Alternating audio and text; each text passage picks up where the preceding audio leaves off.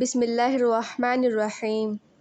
چونکہ تمام قریش کے سارے قبیلے اور دوسرے تمام قبیلے دیکھ رہے تھے کہ ان کے معبودوں کی، جن کی وہ اور ان کے باپ دادا برابر پوجا کرتے چلے آ رہے تھے، بڑائی اور عزت مٹ رہی تھی اور بت پرستی خطرے میں پڑتی جا رہی تھی، اس لیے سب کو غصہ تھا اور بدلہ لینے کے لیے بھرے بیٹھے تھے۔ انہوں نے طے کر لیا تھا کہ جیسے بھی ممکن ہو مسلمانوں کو ستا کر سیدھے راستے سے پھیر دیں، اسلام چھوڑنے پر مجبور کریں اور پھر اسے اپنے باپ دادا کے دھرم میں داخل کر لیں۔ اس خیال نے انہیں ظلم و ستم کرنے پر ابھار دیا۔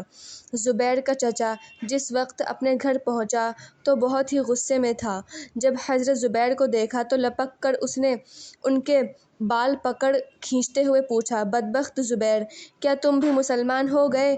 حضرت زبیر نے نرمی کے ساتھ جواب دیا، ہاں چچا، میں مسلمان ہو گیا۔ چچا کو بڑا غصہ آیا۔ اس نے ان کے سر کے بال اس زور سے کھینچے کہ حضرت زبیر کے آنسو نکل پڑے۔ بولا، اے خاندان کی ناک کٹوانے والے، تم مسلمان کیوں ہو گئے ہو؟ اگرچہ حضرت زبیر جوان تھے، طاقتور تھے، چاہتے تو چچا کو اٹھا کر پھینک دیتے، لیکن وہ اپنے چچا کا احترام کرتے تھے۔ اپنے بزرگ کی شان میں گستاخی کی ہمت نہ ہوئی۔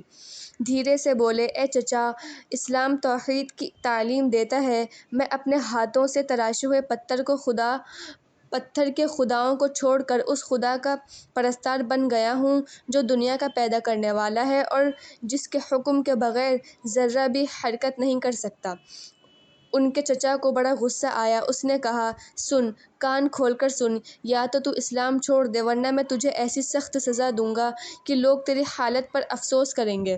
حضرت زبیر نے کہا، اے چچا، آپ جو فرما دیں دل و جان سے قبول کرنے کو تیار ہوں، پر اسلام کو چھوڑ دوں یہ مجھ سے نہ ہو سکے گا۔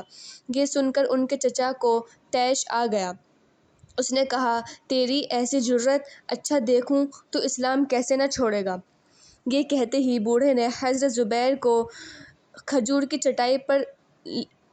چٹائی میں لپیٹ دیا اور اونی کپڑے کی مشال بنا کر اسے جلایا اور حضرت زبیر کی ناک میں دھواں دینا شروع کیا۔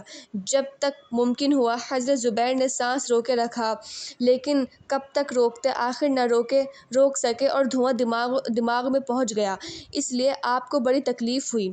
اگر آپ دھوئیں کی طرف سے منہ پھیرنا چاہتے تو ظالم چچا ان کے سر کے بال پکڑ کر پھر دھوئیں کی طرف کر دیتا۔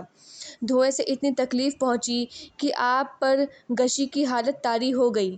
ان کے چچا ان کی یہ حالت دیکھ کر آپ سے کہا، بدبخت زبیر، اب بھی کچھ نہیں بگڑا، تو توبہ کر، اسلام کو چھوڑ اور اپنے باپ دادا کی طرف جھک۔